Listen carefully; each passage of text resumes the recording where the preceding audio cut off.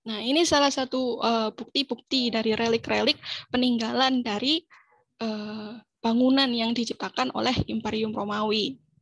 Nah, teman-teman pasti sudah nggak asing ya sama yang ini ya. Ini Koloseum yang pernah jadi salah satu dari 7 keajaiban dunia. Nah, ini peninggalan dari Romawi Barat ya. Untuk menunjukkan betapa besar kekuasaan mereka sehingga bisa menciptakan bangunan yang sebegitu mewahnya. Terus yang kedua, ini adalah Fora Romano, yaitu peninggalan bangsa Romawi Barat juga, yang ini adalah kayak istilahnya kayak tempat pusat pemerintahannya gitu.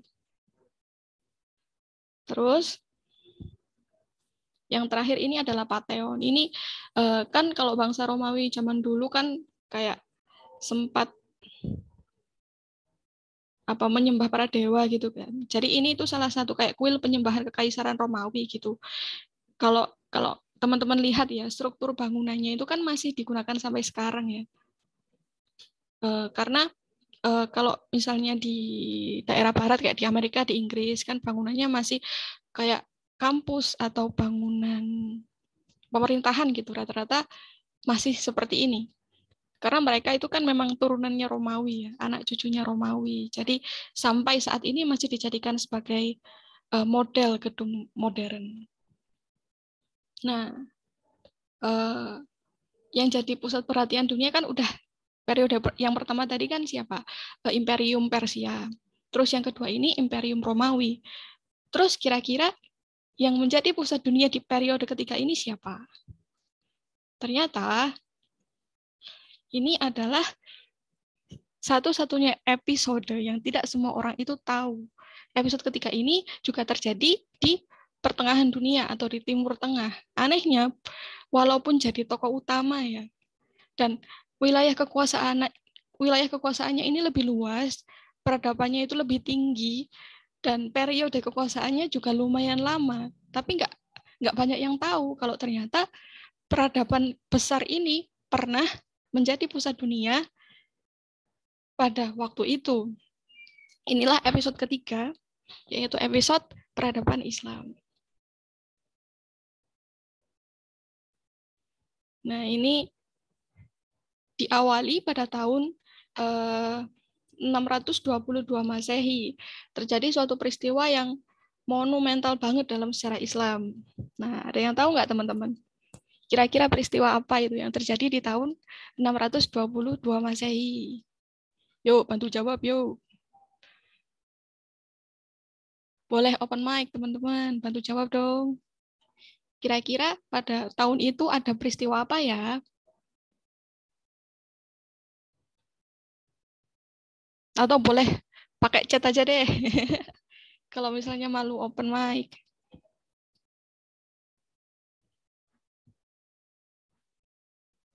Nah, saking pentingnya peristiwa ini ya, yang terjadi di tahun 622 Masehi tadi, di masa Umar bin Khattab saat menjadi khalifah, beliau ini menjadikan tahun ini sebagai awal penanggalan dalam Islam. Nah, peristiwa ini adalah menjadi dasar penanggalan hijriah saat ini. Karena pada waktu itu adalah tahun di mana Rasulullah hijrah dari Mekah ke Madinah. Karena saat itulah Rasulullah itu kayak berhijrah ya, mulai pertama kali hijrah dari Mekah ke kota Yastrib. Karena itulah tahun itu disebut sebagai tahun hijriah. Dan kota Yastrib setelah Nabi hijrah disebut sebagai Madinatul Rasul. Karena saat itu Rasulullah mendirikan sebuah negara dan beliau menjadi pemimpin negara tersebut yang disebut sebagai Daulah Islam Nabawiyah. Nah, ini dia sejarah yang paling epik ya, yang mungkin jarang kita ketahui. Ternyata di antara dua imperium yang besar tadi ya, ada satu negara muda yang namanya Daulah Islam Nabawiyah. Yang di sebelah timur sebelumnya ada Imperium Persia yang sudah berkuasa selama 1176 tahun, sedangkan di bagian barat Sedangkan di bagian barat ada Imperium Romawi yang sudah berusia 650 tahun. Sedangkan di tengah-tengahnya ada negeri yang baru saja terbentuk dan dipimpin oleh Rasulullah yang wilayahnya masih seluas wilayah Madinah. Namun meskipun wilayahnya masih kecil, Rasulullah ini tidak menghalangi Rasulullah untuk mempunyai visi yang besar gitu untuk menyebarluaskan Islam ke seluruh dunia. Nah, ini ada fakta yang menarik nih. Sebelumnya kan sebelum Rasulullah itu hijrah ke Madinah, selama 13 tahun tuh Rasulullah sudah berdakwah gitu. Dan pengikutnya masih sekitar 200 orang. Sedangkan setelah hijrah ke Madinah, pengikut dari Rasulullah ini yang menjadi muslim itu bertambah menjadi 1.500 orang. Kemudian setelah Futuhat Makkah, umat muslim semakin bertambah lagi menjadi 30.000 orang, dan setelah Haji Wada, pengikutnya bertambah lagi menjadi 300.000 orang. Nah, bertepatan dengan peristiwa hijrahnya Rasulullah ke Madinah tadi ya, di tahun 622 Masehi, ternyata terjadi juga suatu peristiwa besar yang menggemparkan dunia.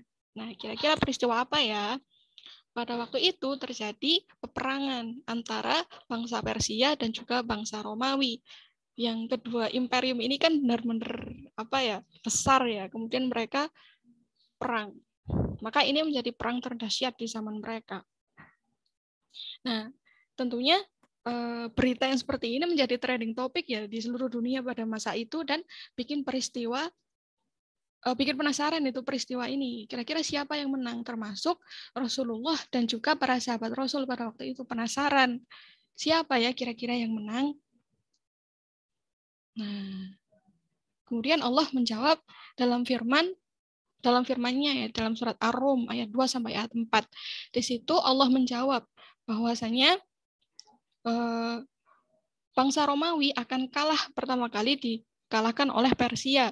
Kemudian keadaan akan berbalik, bangsa Romawi akan menang setelah beberapa tahun.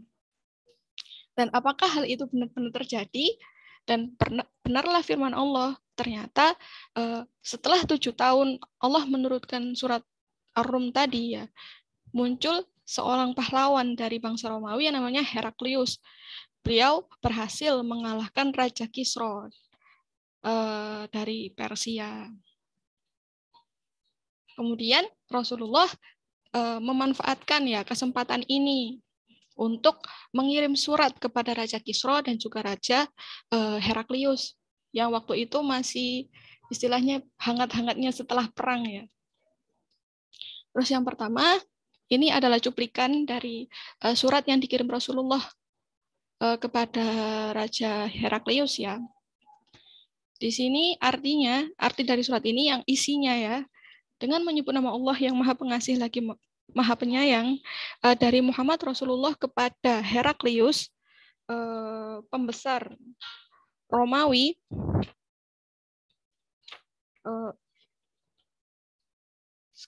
salam atas kamu yang tertunjuki petunjuk.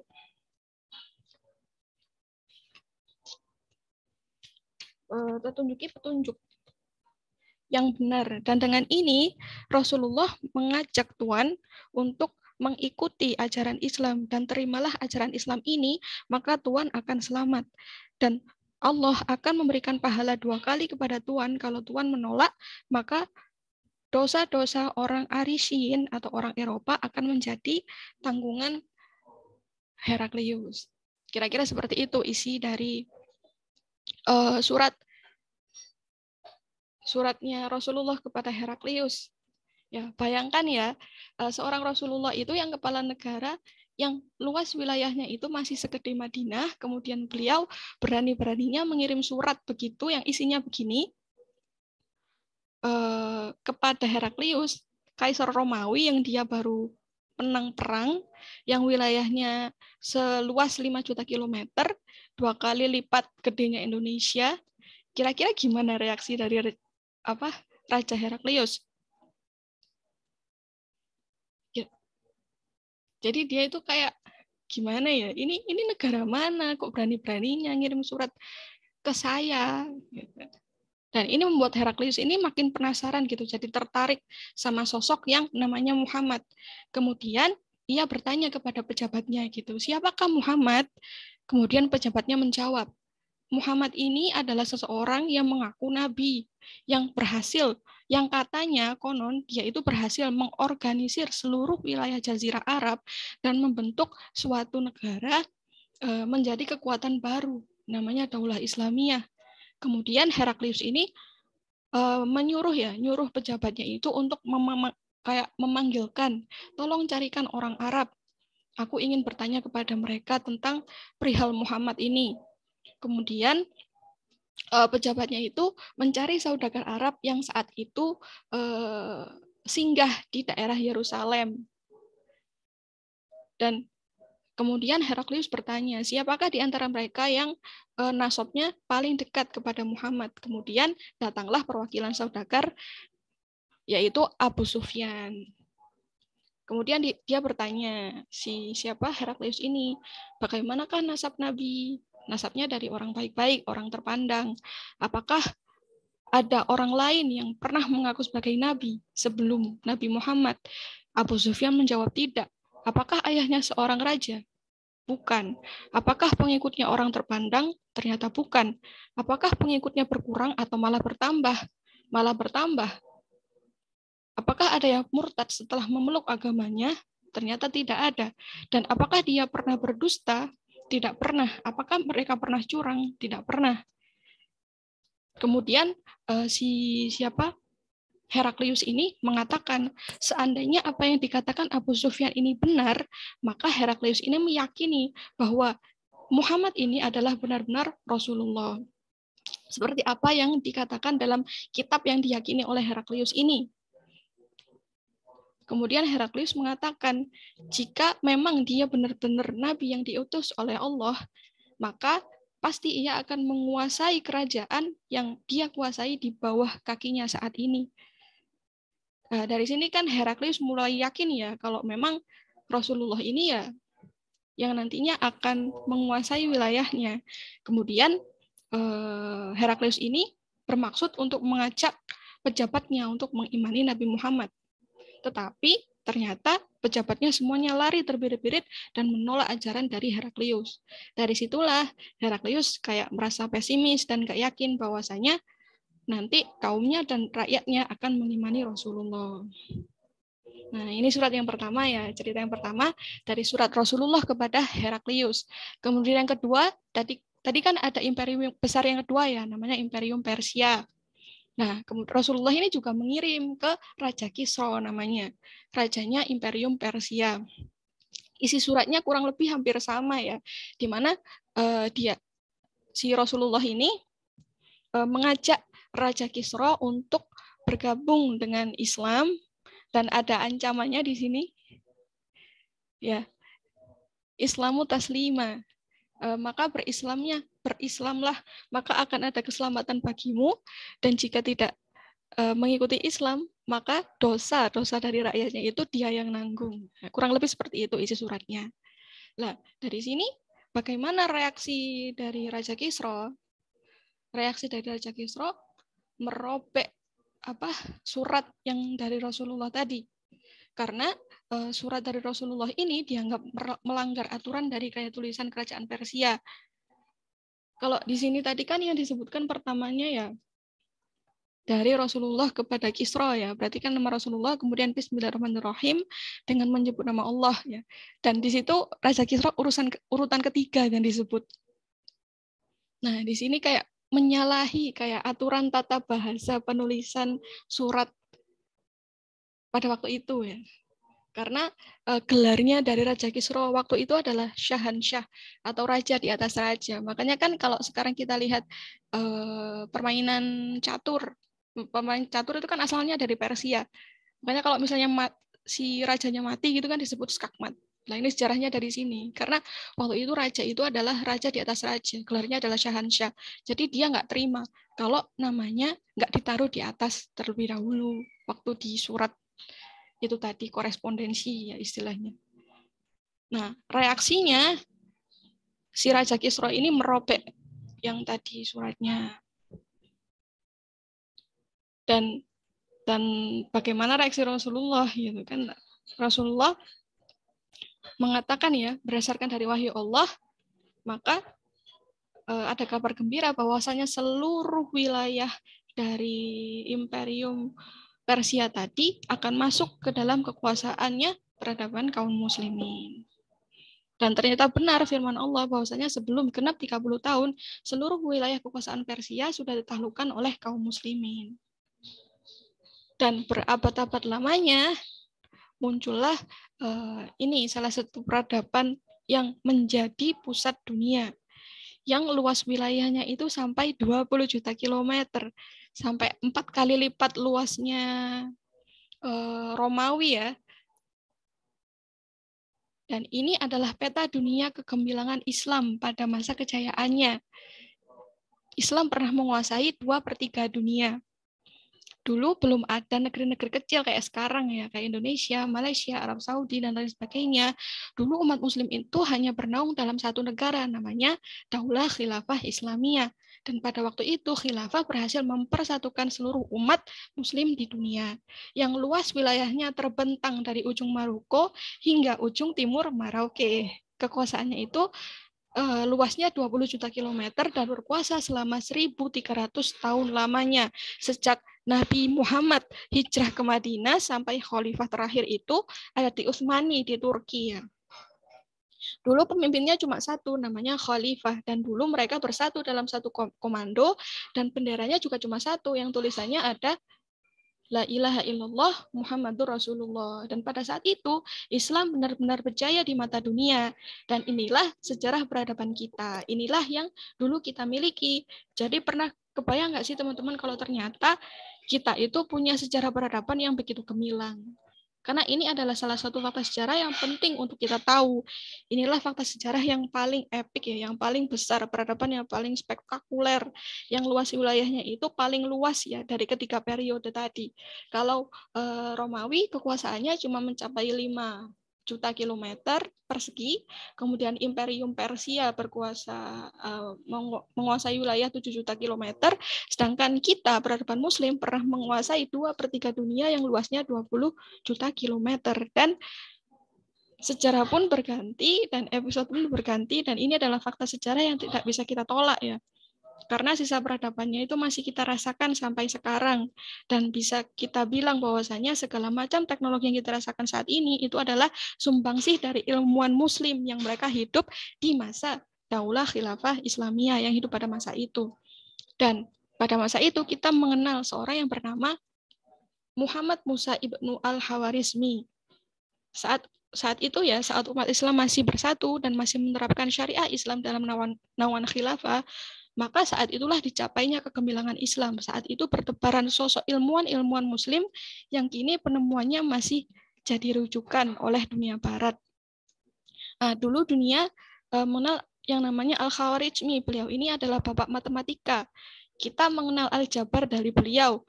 Dan kalau saja beliau tidak menemukan angka 0, kita tidak bisa menikmati teknologi yang kita rasakan saat ini. Tanpa kehadiran si Bapak Al-Khawarizmi ini, kita nggak akan pernah bisa menggenggam teknologi seperti sekarang. Karena apa? Karena sistem operasi yang saat ini kita nikmati ini itu kan terdiri dari algoritma rumit yang disusun dari angka 0 dan 1. Dan beliaulah yang menciptakan penomoran angka yang kita pakai sekarang. Yang sebelumnya pakai penomoran India ya, atau penomoran Romawi yang pakai IX. IX itu yang nggak punya angka 0. Sampai sekarang kita lebih simpel cara menghitungnya dengan menggunakan angka 0. Terus kemudian yang kedua, sejarah mengenal seorang yang namanya Al-Hazan atau Ibnu Al-Haythami. Dia adalah seorang polimat, ya, ahli dari berbagai ilmu ya. Sebenarnya beliau ini adalah seorang teknik sipil, namun beliau juga ahli di ilmu optik. Ya, kalau teman-teman yang pakai kacamata itu ya, berterima kasihlah kepada si Al-Haythami ini karena beliau yang menemukan kacamata. Selain itu beliau juga pernah menemukan ya teori refraksi dan dispersi cahaya atau pembiasan cahaya jauh sebelum Isaac Newton lahir. Jadi penemuan beliau ini telah ada bahkan 700 tahun sebelum Newton lahir. Dan bagi teman-teman yang suka selfie, suka main kamera, dan ini adalah beliau ya, salah satu penemunya. Penemu prototipe kamera pertama, namanya kamera obscura. Kemudian yang ketiga, kita mengenal yang namanya Al-Qasim atau Abu Qasim Az-Zahrawi. Beliau ini adalah ilmuwan pertama yang melakukan pembedahan. Kalau zaman dulu kan masih kayak alternatif gitu kan, masih akupuntur atau gimana gitu. Namun Abu Qasim Al-Zahrawi ini adalah orang yang pertama melakukan pembedahan kepada manusia ini. Jadi sumbangsi beliau ini luar biasa, dan beliau ini yang menemukan metode baru melakukan untuk pembedahan mengangkat janin atau yang kita kenal sebagai operasi sesar. Yang ketiga ada Avicenna. Nah, ini adalah dasar ilmu kedokteran yang pertama ya. Dasar ilmu kedokteran yang dipakai. Dan beliau ini yang pertama kali memperkenalkan susunan anatomi tubuh manusia. Kemudian ada lagi ilmuwan yang lain namanya Al-Idrisi. Saat dunia waktu itu masih mengatakan kalau dunia ini datar, Al-Idrisi ini sudah berhasil menciptakan globe, yaitu membuat bola dunia dari bahan perak seberat 400 kg yang digunakan untuk hadiah kepada Raja Roger di Sisilia. Nah, di sisi lain kan ya kita melihat ya begitu gemilang peradaban Muslim pada masa itu. Lalu bagaimana dengan peradaban Eropa yang kita lihat sekarang terlihat sebagai negara maju? Ternyata pada masa itu di Eropa mengalami zaman abad pertengahan yang dikenal sebagai The Dark Age. Nah,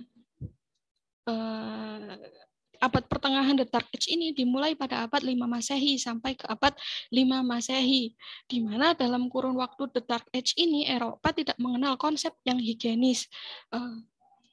Kita akan berbicara dengan salah seorang di Perancis itu sampai harus menjaga 10 meter saking nggak tahannya sama bau yang berasal dari orang tersebut. Jadi kalau mau ngomong itu harus hadap-hadapan 10 meter karena saking baunya.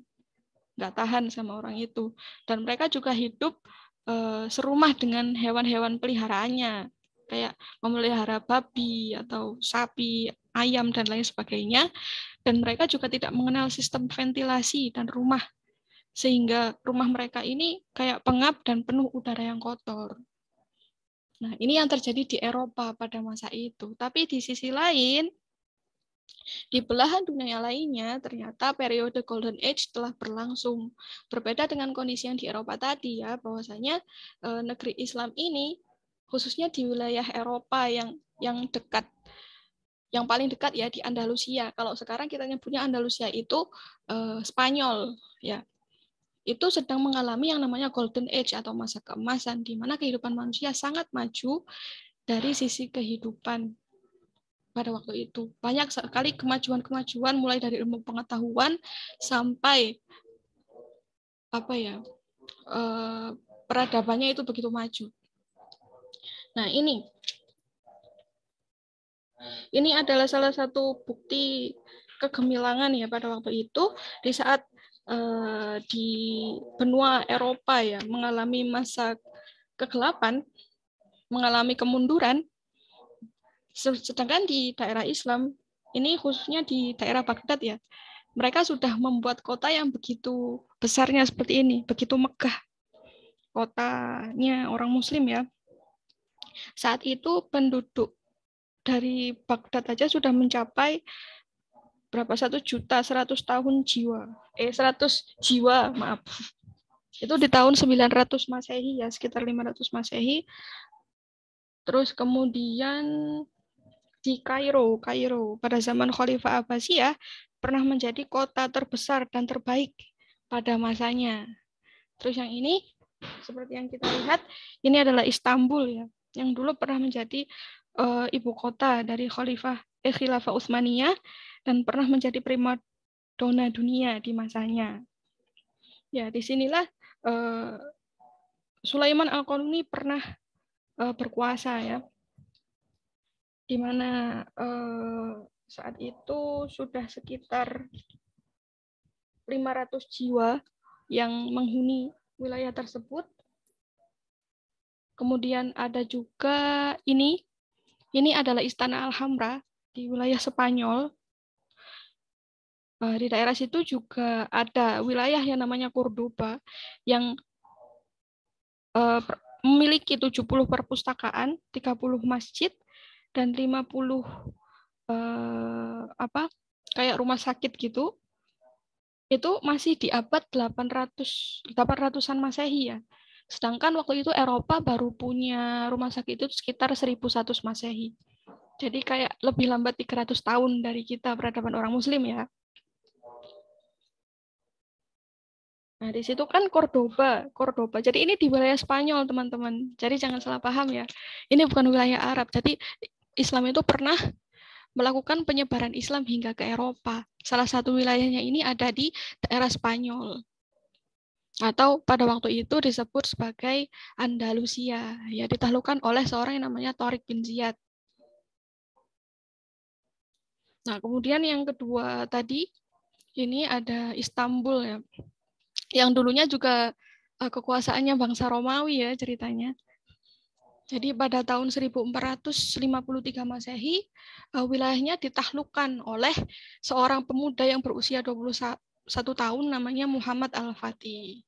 Dan beliau ini adalah sebaik-baiknya pasukan, sebaik-baiknya pemimpin pasukan yang berhasil menaklukkan wilayah Konstantinopel dan menjadikannya bagian dari kekuasaan kaum Muslim. Dan ini adalah beberapa jejak kekhalifahan Muslim ya, yang mereka berhasil menyelamatkan kelaparan dari warga-warga Kristen di Irlandia pada waktu itu. Nah, ini adalah surat dari Sultan Abdul Majid ke Khalifahan Turki Utsmani, mengirimkan bantuan ke Irlandia saat itu ada wabah kelaparan pada tahun 1800-an. Bantuannya yang dikirimkan ternyata lebih besar dari bantuan yang dikirimkan sama Ratu Inggris. Terus yang kedua, ini adalah souvenir yang dikirimkan Khalifah Harun al-Rasyid kepada Raja di Jerman. Beliau mengirimkan sebuah jam mekanis ya pada waktu itu yang sangat canggih di masanya. Sedangkan para raja di Jerman itu kayak menganggap masih kaget gitu, mengira bahwa jam tersebut itu berisikan yang telah dimantrai sama sihir. Padahal itu adalah teknologi yang diciptakan oleh ilmuwan Muslim pada masa itu. Nah, ini juga surat dari Raja Inggris George II kepada Khalifah Hisam III yang ingin mengirimkan bangsa Eropa untuk belajar ke para Muslim gitu, peradaban Muslim. Nah, dengan Islam mereka berhasil menaklukkan keagungan. Terus bagaimana dengan kita yang sekarang? Saat ini dunia mengenal kita sebagai teroris gitu. Jadi seperti yang kita lihat dari acara yang kemarin ya, saya pernah lihat di TV itu, nama acaranya kayak Muslimah Traveler kalau nggak salah. Di salah satu episodenya itu mereka mengunjungi salah satu Islamic Center di Amerika.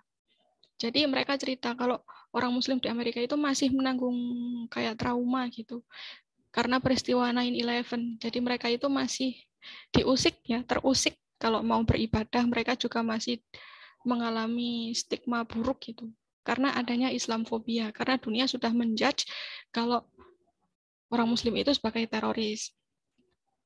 Nah, seperti yang kita lihat di film-film juga kan seperti itu. Nah, mengapa hal ini bisa terjadi? Kalau zaman dahulu kita dikenal sebagai peradaban yang begitu mulia, peradaban yang besar. Lalu sekarang kita stigmanya menjadi negatif seperti itu. Kenapa hal ini bisa terjadi? Ternyata ada fakta historis yang telah menunjukkan bahwasanya ada 3 pilar yang selalu menyokong Islam hingga menjadikan Islam itu tetap berjaya selama berabad-abad silam. Dan jika 3 pilar ini terwujud, maka Islam akan tetap dalam kondisi teratas dalam sejarah peradaban dunia. Nah, kira-kira pilar apa aja ya? Yang pertama ini adalah pilar ketakwaan individu. Sebagaimana firman Allah dalam surat At-Tahrim, ya saya baca terjemahnya aja ya. Hai orang-orang yang beriman, peliharalah dirimu dan keluargamu dari api neraka yang bahan bakarnya adalah manusia dan batu. Nah, di sini ya, pilar yang pertama itu adalah pilar individu. Yaitu saat individu itu bertakwa kepada Allah.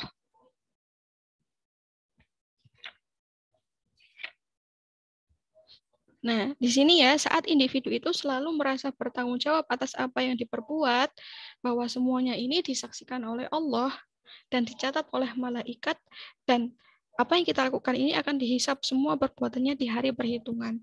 Dan saat pengawasan Allah ini kita jadikan sebagai alasan untuk tidak bermaksiat dan alasan untuk berbuat taat, maka seorang muslim ini bisa menjadi manusia unggulan dan dia bisa mengusahakan semua aktivitas terbaik karena memang ingin meraih ridho Allah, dan itu artinya ia berprestasi setiap saat. Jadi ada seorang individu, salah satu pilarnya itu adalah kita sebagai pribadi yang senantiasa menjaga ketaatan kepada Allah. Itu adalah pilar pertama yang menjadikan Islam ini sebagai peradaban yang berjaya. Terus kemudian pilar yang kedua adalah masyarakat yang peduli. Kita umpamakan masyarakat yang peduli ini ibarat sekelompok orang yang mereka mengendarai sebuah perahu ya. Jadi perumpamaan orang-orang ada yang menjalankan hukum Allah gitu, dan orang-orang di dalam kapal itu ya, ibaratnya yang satunya adalah kelompok orang-orang yang taat kepada Allah dan yang lainnya adalah orang-orang yang terjerumus dalam keburukan gitu misalnya. Dan sekelompok orang ini mereka hidup di dalam satu perahu. Dan sebagian di atas mereka ingin mengambil air di bawah. Kira-kira gimana caranya? Kemudian orang yang di bawah ini mereka mencoba untuk melubangi kapal tersebut. Lah kan jika kapal tersebut dilubangi akan tenggelam dong. Kita nggak mau semuanya tenggelam. Lalu kalau misalnya nggak ada orang yang mengingatkan, ya pasti akan tenggelam. Makanya perlu ada orang yang mengingatkan. Kalau mau ambil, ya ambil air di atas. Di atas ada sumber air yang digunakan untuk minum. Jadi nggak perlu melubangi kapal untuk mengambil air minum. Nah, dari sini kan kita bisa ambil pelajaran ya, bahwasanya ketakwaan individu itu saat seseorang sendirian itu ada batasnya. Karena itu kita perlu sosok lain sebagai penguat. Makanya Allah ini memerintahkan kita sekelompok orang untuk saling mengingatkan, untuk melakukan dakwah dalam rangka untuk menyeru kebaikan dan mencegah dari kemungkaran. Atau istilahnya kayak amar ma'ruf nahi mungkar gitu. Sebagaimana sabda Rasulullah ya, barang siapa yang melihat suatu kemungkaran, maka ubahlah dengan tanganmu. Jika tidak mampu, maka ubahlah dengan lisanmu. Dan jika tidak mampu, maka tolaklah dengan hatimu. Dan itu adalah selemah-lemahnya iman. Seperti apa yang kita lihat saat ini ya, karena kesendirian itu kan biasanya mendekatkan kita kepada kayak kemaksiatan gitu kan. Nah, kalau orang yang secara normal gitu kan melihat kemaksiatan kan tentunya penting untuk kita nasihati, penting untuk kita dakwahi gitu. Penting untuk kita ingatkan demi kebaikan jamaah. Dan jika hal itu terwujud ya, masyarakat yang peduli ini benar-benar terwujud, kita saling mengingatkan jika melakukan suatu kesalahan, amar ma'ruf nahi mungkar, maka insya Allah kemungkaran ini akan akan hilang begitu. Dan akan menghasilkan karya terbaik dari ulama-ulama yang ada. Jika masyarakat itu benar-benar mendukung, benar-benar melakukan amar ma'ruf nahi mungkar. Contohnya pada masa dahulu ya, kita umat muslim ini saat melakukan amar ma'ruf nahi mungkar tadi, mereka punya ruh Islam yang tinggi sehingga menciptakan kayak karya-karya besar yang dihasilkan dari ulama-ulama yang tak tertandingi di zaman sekarang. Contohnya ada Imam Syafi'i ya. Imam Syafi'i dulu beliau menghafal Al-Quran di usia 7 tahun. Terus ada Imam Tobari juga menghafal Al-Quran selama 7 tahun. Imam Namawi sebelum balik. Ada Imam Hambali sejak kecil. Dan Imam Ghazali juga sejak kecil. Jadi beliau-beliau ini benar-benar bisa menjadi seorang ulama yang terkemuka di masanya karena lingkungan mereka juga mendukung. Begitu. Sedangkan kalau kita berkaca di zaman sekarang ya, bagaimana kita bisa menghafal Al-Quran kalau sehari-harinya yang kita dengarkan ya begitu. Jadi insya Allah kalau misalnya masyarakat yang amar ma'ruf nahi mungkar, masyarakat yang mendukung dari aktivitas amar ma'ruf tadi, insya Allah outputnya juga baik. Sedangkan kalau lingkungan kita yang sekarang, godaannya besar sekali ya. Kalau kita sebagai muslimah mungkin nggak terlalu itu ya kayak lihat auratnya laki-laki. Sedangkan kalau orang laki-laki kan ya hampir setiap hari kayaknya susah untuk menjaga pandangan gitu. Jadi untuk menghafal Al-Quran pun susah karena godaannya di situ. Ya, ini adalah pilar yang kedua. Terus pilar yang ketiga adalah negara yang menerapkan syariat. Ya, di sini Imam Bukhari ya di dalam hadis Imam Bukhari membuat ibarat Madinah itu adalah seperti tungkunya tukang besi yang bisa membersihkan debu-debu yang kotor dan membuat cemerlang kebaik-baikannya. Jadi besi yang karatan itu tadi kan dibakar. Kalau dibakar kan karatannya hilang, terus cetak lagi jadi kelihatan baru. Maksudnya seperti apa? Jadi maksudnya itu Islam ini jika diterapkan ya syariatnya dan dijadikan sebagai sistem, maka di dalamnya nggak akan ada maksiat karena sudah pasti ikut aturan syarak. Karena aturan syarak ini kan benar-benar diturunkan dari Allah Subhanahu wa taala. Jadi siapapun yang misalnya masuk ke sistem ya otomatis menjadi baik. Karena Daulah Islam Madinah ini, negara yang beliau dirikan ini adalah ibarat tungku api yang akan membuat siapapun akan menjadi baik. Siapapun yang memasukinya akan menjadi baik. Maksudnya tungku api di sini itu adalah sebuah sistem. Dan tugas sistem itu adalah membuat kita itu outputnya atau keluarannya itu seragam. Dan dalam hal ini, Daulah Madinah atau negara yang menerapkan syariah ini akan menjadi sebuah sistem yang menyeragamkan setiap individu di dalamnya menjadi individu yang baik. Bahkan jika seseorang berniat jahat pun dia akan merasa terpaksa untuk menjadi baik karena sistem yang ada di Madinah, yaitu sistem Islam yang diterapkan itu tidak memberi ruang mereka untuk melakukan tindak keburukan. Dan jika dia benar-benar baik, ya maka kebaikannya itu akan didukung oleh sistem sehingga dia termotivasi untuk menambah kebaikannya. Dengan kata lain, sistem Islam ini yang penuh dengan kebaikan yang diterapkan di tengah-tengah daulah Islam akan mengarahkan dan memaksa orang-orang yang hidup di dalamnya untuk menjadi lebih baik. Dan begitulah efektifnya sebuah sistem.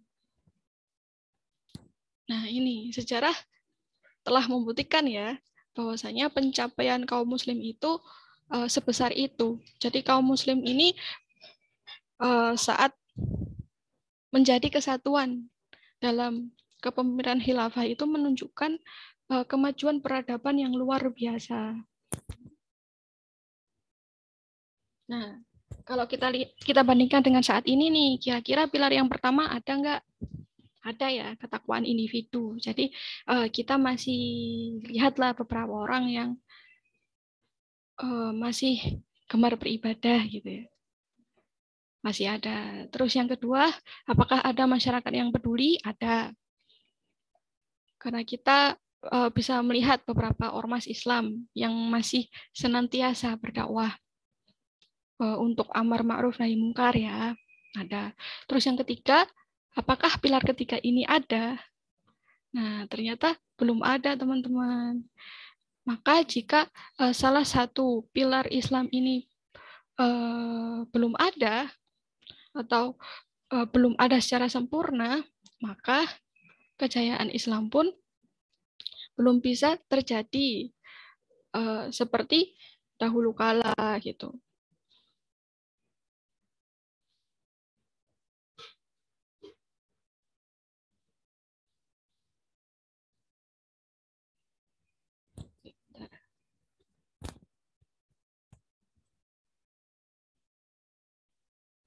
Nah, inilah 3 pilar ya yang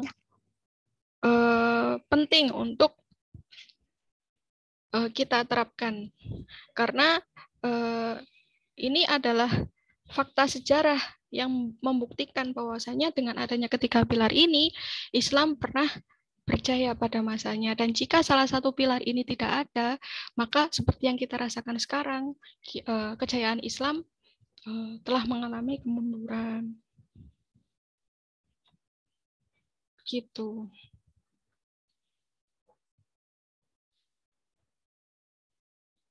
Nah, lalu apakah kaum muslimin akan terus-terusan seperti ini ya?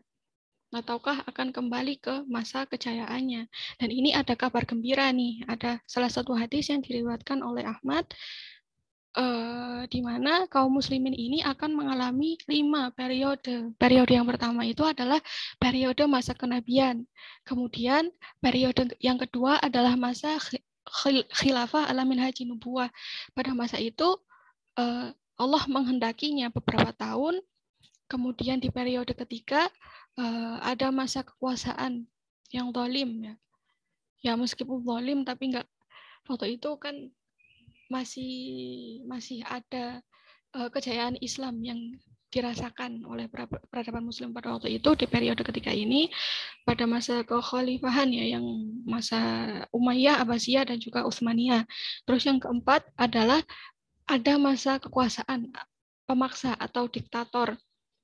Dan jika Allah menghendaki, maka Allah akan menghendakinya sampai suatu masa, lalu jika Allah berkehendak, maka Allah akan mencabutnya. Dan periode keempat ini adalah yang kita rasakan sekarang ini. Terus yang kemudian, ada periode yang terakhir adalah periode khilafah ala minhaji nubuwah. Lalu beliau diam. Dan ini adalah periode yang belum kita temui.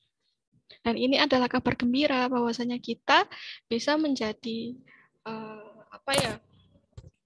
bisa mengembalikan, punya kesempatan untuk mengembalikan masa kejayaan Islam pada masa ini.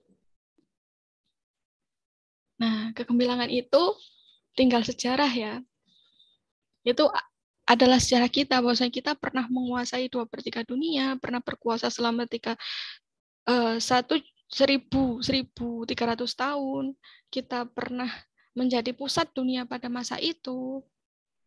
Maka dari itu, kita perlu untuk menjaga sejarah tersebut. Kita perlu mengingatkan teman-teman kita bahwasanya kita loh pernah berkuasa, kita pernah jadi pusat dunia pada waktu itu. Dan jika kita mengaca pada kondisi kita sekarang, kan kita perlu peduli untuk memperbaiki kondisi kita yang sekarang, sehingga kita bisa kembali ke masa kejayaan kita, seperti sedia kala. Dan ini adalah janji Allah, bahwasanya di dalam surat An-Nur ya, ayat 55, Allah berjanji kepada orang-orang yang beriman, bahwasanya Allah akan menjadikan kita, kaum muslimin, berkuasa di bumi ini sebagaimana Allah telah menjanjikan orang-orang yang sebelumnya berkuasa. Nah, dari sini kan Ya, ini juga termasuk janji Allah ya, kabar gembira bagi kita semuanya. Bahwasanya nantinya kita juga akan kembali berkuasa di muka bumi ini dan kembali menjadi peradaban dunia, terbaik dunia, menjadi pusat perhatian dunia. Kembali. Jadi apa yang harus kita lakukan? Jadi yuk kita buat jejak hidup ya. Karena Allah pasti menolong kita. Barang siapa yang menolong agama Allah, maka Allah akan menolong kita dan meneguhkan kedudukan kita menjadi derajat yang terbaik. Nah, gitu. Yuk kita mulai mengenal Islam lebih dalam agar masa depan kita menjadi cerah baik di dunia maupun di akhirat. Ya, selesai. Ya, kurang lebih begitu, Kak. Kak Nila. Wassalamualaikum warahmatullahi wabarakatuh. Waalaikumsalam warahmatullahi wabarakatuh. Masya Allah ya. Jazakallah khair Kak Hana. Gimana nih teman-teman? Dari sini ada yang mau ditanyakan?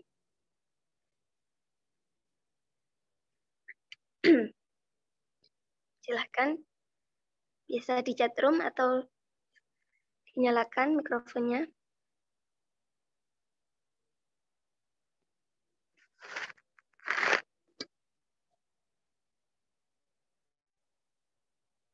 Jika tidak ada, bisa nanti lanjut di grup atau chat pribadi ke saya atau langsung ke Kak Hana.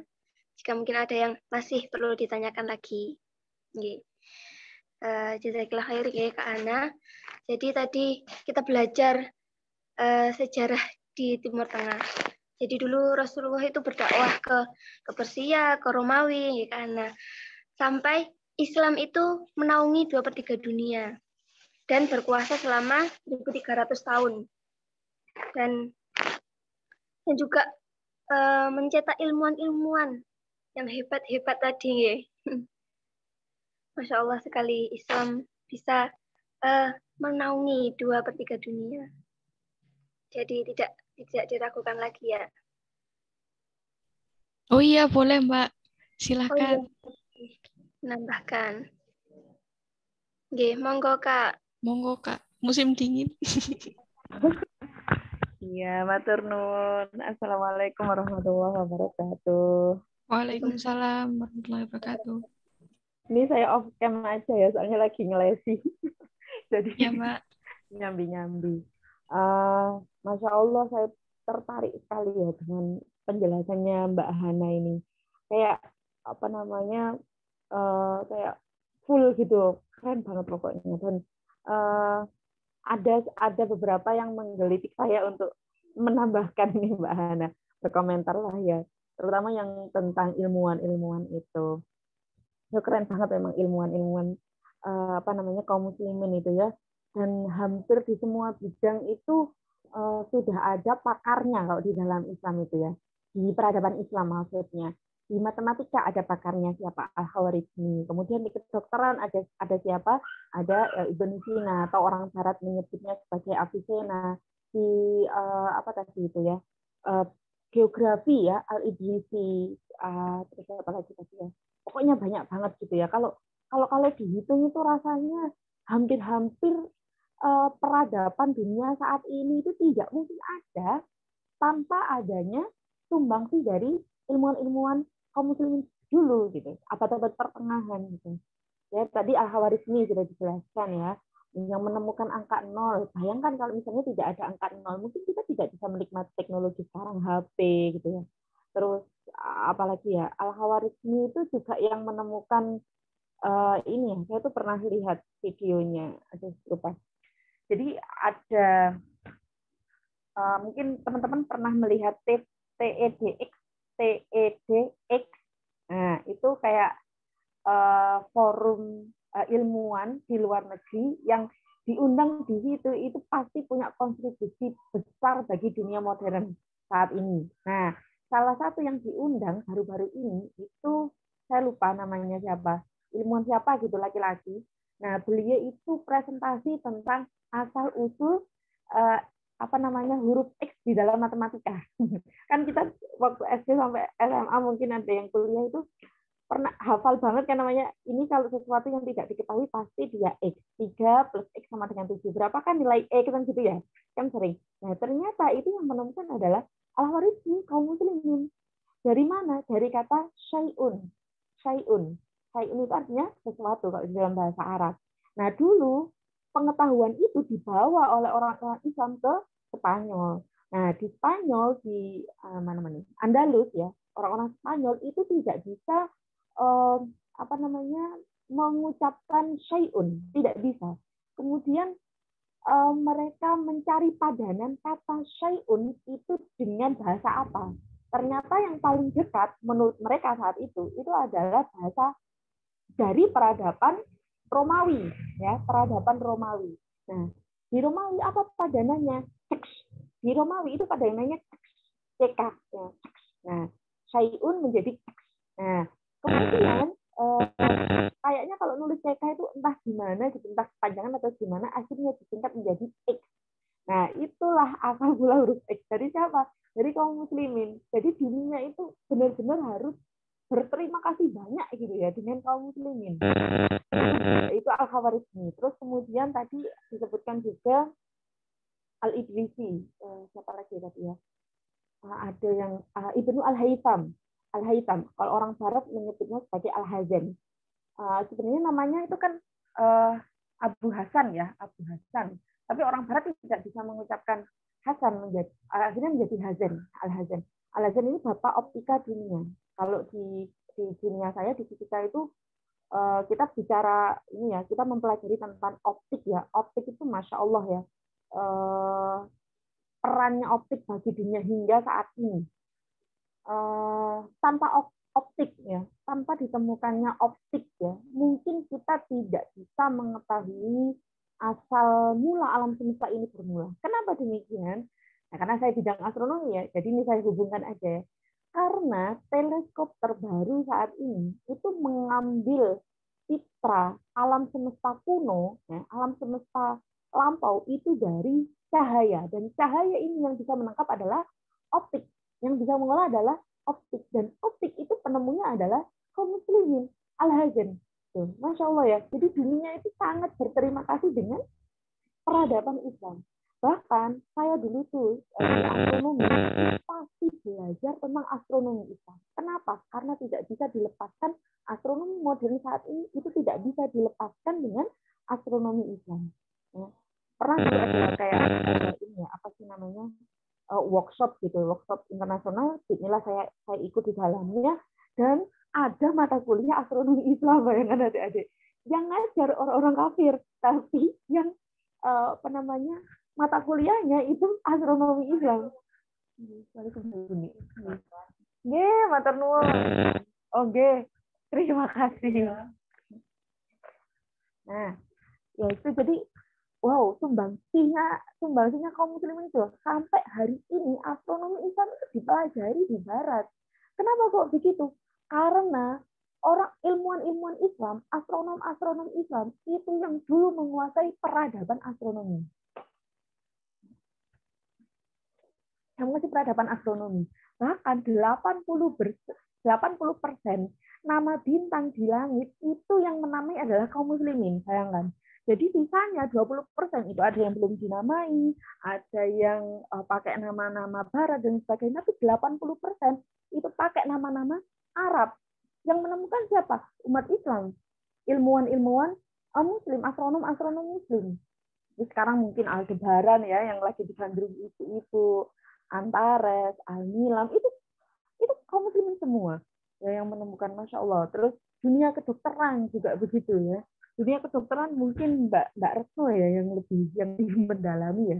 Tapi kalau saya baca sejarahnya Ibnu Sina itu, masya Allah ya, dia belajarnya itu kayak komprehensif gitu loh. Nah itu kenapa kok bisa komprehensif, kok bisa tenang, tidak stres? Karena didukung oleh sistem yang memadai saat itu di zaman yang teknologi belum semaju sekarang. Ya kan? Nah, sekarang harusnya lebih bisa kan, harusnya lebih bisa. Karena apa? Karena teknologi sudah mulai modern, sudah super canggih dibandingkan yang dulu. Hanya saja kaum muslimin sekarang tuh nggak mau bersatu, ya masih terpecah-pecah. Gitu. Mungkin itu aja sih tambahannya sedikit Mbak Nila. Terima kasih.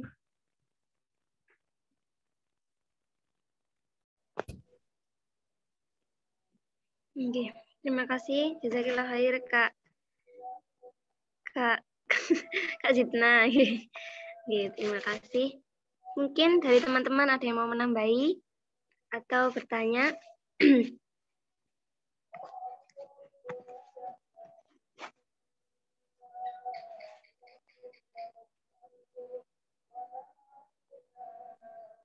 Kalau nggak ada pertanyaan, kita cukupkan di sini aja, Kak. Karena sudah mendekati maghrib ini. Ya, nggih. Kita cukupkan di sini nggih karena sudah jam 17:18. Ya, alhamdulillah, terima kasih teman-teman semua atas kehadirannya di acara camp hari ini, di sore hari ini. Semoga apa yang kita kaji hari ini menambah thaqafah Islam kita dan mendapatkan ilmu yang bermanfaat. Amin amin ya rabbal alamin. Kita akhiri dengan hamdalah, istighfar 3 kali dan doa kafaratul majelis. Alhamdulillahirabbil alamin. Astaghfirullahaladzim, astaghfirullahaladzim, astaghfirullahaladzim. Subhanakallahumma wa bihamdika asyhadu an la ilaha illa anta astaghfiruka wa atubu ilaik. Terima kasih. Maaf jika ada kata-kata yang salah dari saya. Kita akhiri. Wassalamualaikum warahmatullahi wabarakatuh. Waalaikumsalam warahmatullahi wabarakatuh. Selamat berbuka puasa ya teman-teman. Jazakillah khair teman-teman. Jazakillah khairan Kak. Terima kasih ilmunya. Sama. Nih saya N ya.